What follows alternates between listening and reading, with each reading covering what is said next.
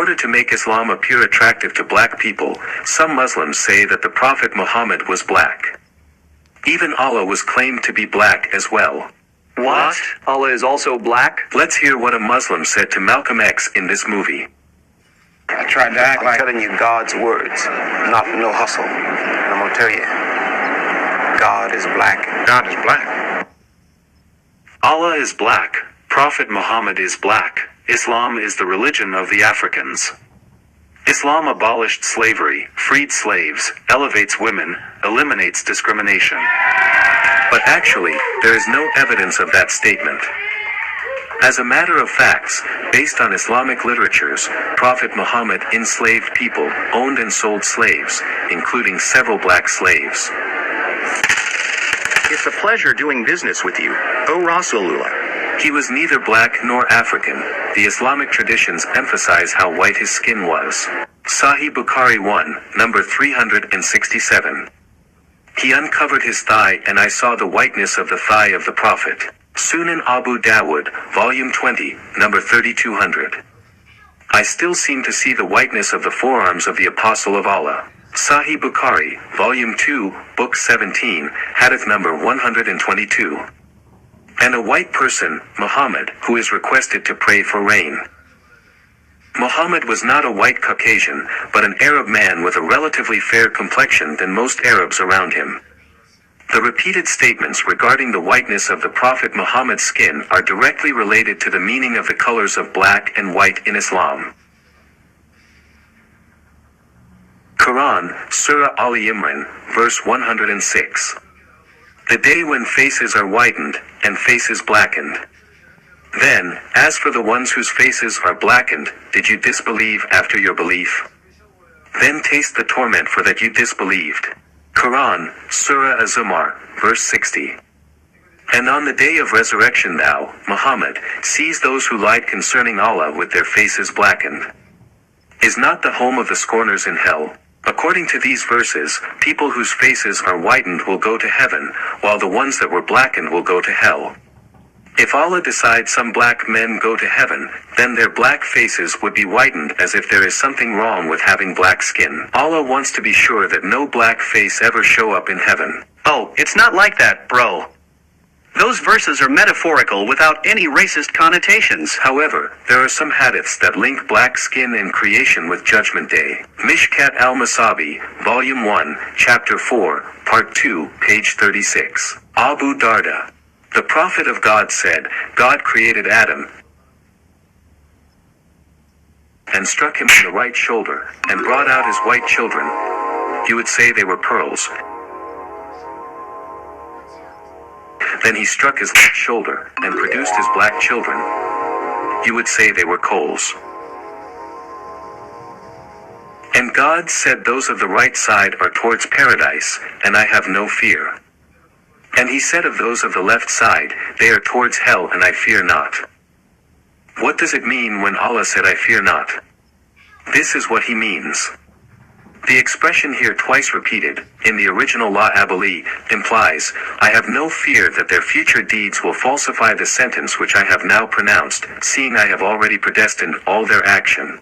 Abdul Haq. So, according to this hadith, Allah already decided all black people he created would go to hell no matter what they did, since he already predestined their fates. This hadith explains very clearly that in Islam, Allah made the destiny of human beings before he created them. He already decided to bless the extremely white-skinned people to heaven and to curse the extremely black-skinned people to hell. It's clear that Allah judges them based on the color of their skin and that for Allah, white is pure, holy, clean, while black is the opposite of it. In fact, other narrations even command that any person claiming that Muhammad was black be put to death. Muhammad, Messenger of Allah. Ash-Shifa of Qadi Iyad, page 375. Ahmad ibn Abi Sulayman, the companion of Sanan, said, anyone who says that the Prophet was black should be killed. The Nation of Islam teaches that white people are devils.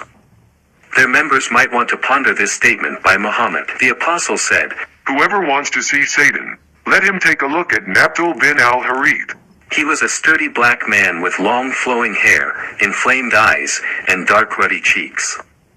He used to come and talk to the apostle and listen to him and then carry what he had said to the hypocrites. But you have to see the whole context. Nabtal is a hypocrite. That's why the prophet called him Satan. There were many hypocrites surrounded the prophet, but he only called Nabtal, who was black, as Satan. How about calling a black woman as an epidemic? Sahih Bukhari, Volume 9, Book 87, Hadith 161. I saw in a dream a black woman with unkempt hair going out of Medina and settling at Mahaya, namely Al-Jaffa. I interpreted that as a symbol of epidemic of Medina being transferred to that place, Al-Jaffa.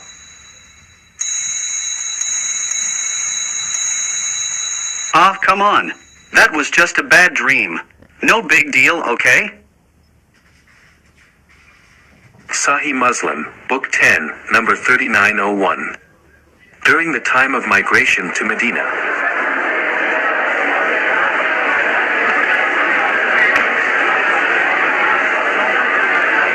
Ya Rasulullah, I want to pledge allegiance with you. Oh, sure. I'd be more than happy to accept your pledge. Thank you, Rasulullah. I will migrate with you.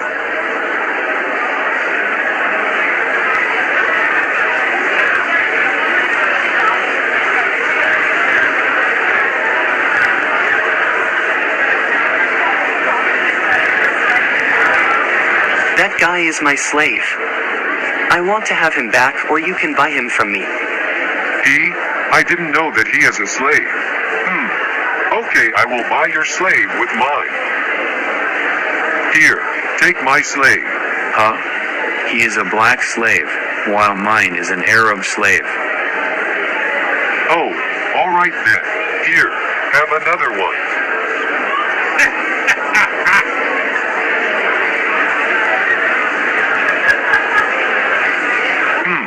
I lost my property because of that guy. That was several thousand dinars gone. Rasulullah, there is another guy want to pledge allegiance with you. Is he a slave or a free man? I don't want to lose more property. Apparently, at that time, the price of one Arab slave is equal with 2 black slaves. Prophet Muhammad saw his black slaves as his currency. Here is another hadith about Prophet Muhammad's black slave. Malik's Muwatta, Book 21, number 21.13.25. During the year of the attack of Khaybar, Prophet Muhammad got a new black slave named Medam. When Medam was unsaddling the camel of the Prophet, a stray arrow struck and killed him. People came and said, "Oh, he died as a martyr. He must be in heaven now." But the Prophet said, No, by he in whose hand myself is. The cloak which he took from the spoils on the day of Khaybar before they were distributed will blaze with fire on him. Just to clarify, Muhammad had sex with a 9-year-old girl, robbed caravans, and beheaded hundreds of Jews, but he's good. His black slave, by contrast, grabbed a cloak before the spoils were divided, so he's headed to hell. Welcome to Islam. Mindlessly obeying Muslim leaders was so important to Muhammad that when he wanted to emphasize obedience, he told his followers that they had to obey even the worst leader imaginable. We find Muhammad's worst-case scenario in Sahih al-Bukhari 7142. You should listen to and obey your ruler, even if he was an Ethiopian black slave whose head looks like a raisin. So, the worst possible leader of a community of Muslims, according to Muhammad, would be a black slave. Look, you're not being honest and fair here. One of the best Sahaba was Bilal, and he was a black guy who was freed by Abu Bakr. We uphold and love Bilal because of his dedication to Islam. Bilal was a slave before he converted to Islam and continued to be a slave after that. Sahih Bukhari, Volume 5, Book 87, Hadith 99. Narrated case, Bilal said to Abu Bakr, "If you have bought me for yourself, then keep me for yourself. But if you have bought me for Allah's sake, then leave me for Allah's work." The hadith explains that, after Prophet Muhammad died, Bilal asked Abu Bakr to set him free. He wouldn't ask Abu Bakr such a request if he was not a slave anymore. Bilal is a good slave, and a great blessing from Allah. I don't think Allah wants me to lose his blessing. Which one is the Prophet? This white guy. What does Satan look like? That black guy. Now how did a religion that was inaugurated by a white prophet who had black slaves and referred to Ethiopians as raisin heads, and said that Satan looks like a black man, ever get the reputation it has among African American Muslims today? Well, in the West, there's a general atmosphere of ignorance about Islam. People don't know even the most basic facts about Muhammad and the Quran. And this allows Muslim preachers to say whatever they want about Islam, because no one's going to correct them. So if a Muslim preacher is talking to a woman who's interested in women's rights, Muhammad was a champion of women's rights. if he's talking to someone who has a high regard for science, The Quran is a scientific masterpiece, filled with miraculous scientific insights that were only verified centuries later. if he's talking to someone who's concerned about racial justice, Islam is the religion that liberates slaves and establishes racial equality. absolute nonsense. But people convert to Islam because they believe what they're told and don't bother reading the Muslim sources to see if the preacher's story checks out.